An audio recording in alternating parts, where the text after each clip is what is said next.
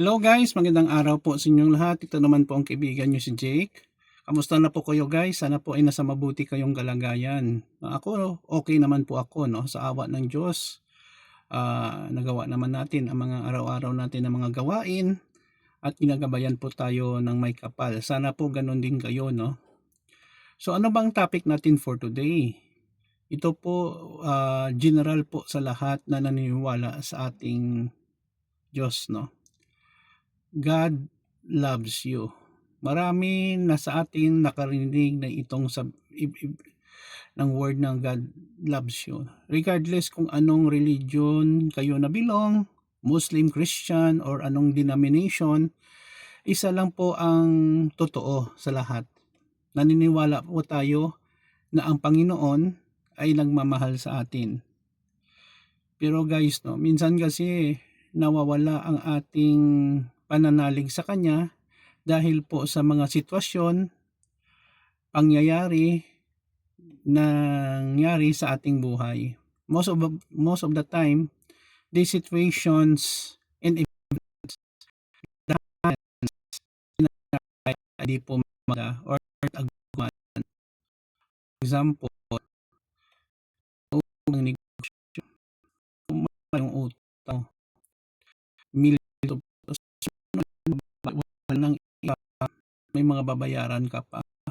Minsan kasi we are questioning God because failure nga ang negosyo. Ano bang nagawa ko? I'm a good person. Tumutulong ako kung may extra ako. Hindi naman ako gumagawa ng masama. In one point of my life, I have been in that situation before. I questioning God for the bad things that happens in my life. Mali pala yun. Hindi pala strong ang aking conviction at paniniwala sa Kanya kasi kine-question ko siya. I ask for forgiveness for those things, no? Na-realize ko rin bilang tao, may limitasyon din tayo at kahinaan. Later on, na-realize ko na those trials and problems that I have encountered before at sa ngayon ay isa palang training para sa akin para maging malakas po ako at matatag na harapin whatever challenges that I encounter in life. Naalala ko pala mahal ako ng Diyos. Ako lang ang lumalayo sa Kanya, trying to think that I can solve my problem alone with my own capacity as a human being. Mali pala yun.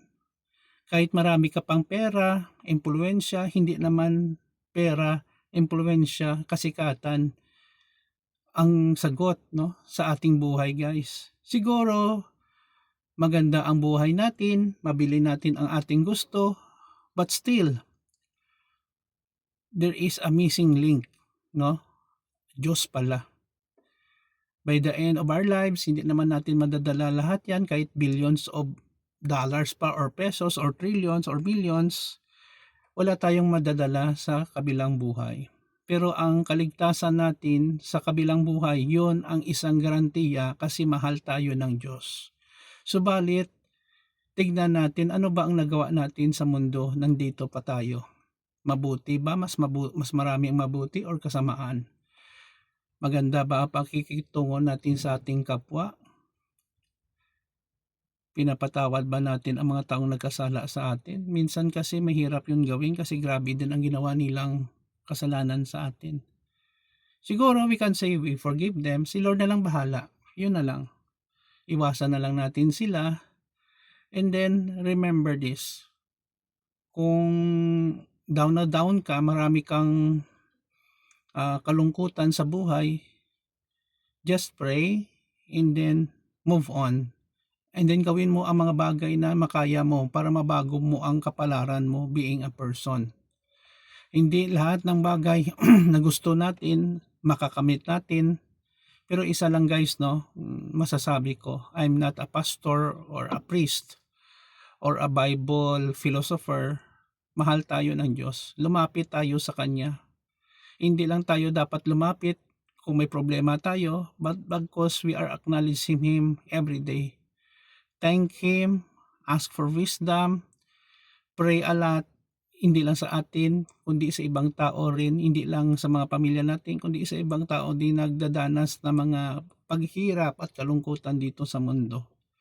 So always remember guys, God's loves you. Loves us pala. O loves you.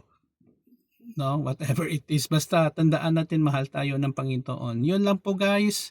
Have a nice day. Ingat po tayo lagi. Maraming salamat sa inyong pakikinig at panonood sa aking videos dito sa Facebook page ko, account, and YouTube channel. Ingat po tayo lagi. Ito naman pong kaibigan nyo si Jake. Paalam.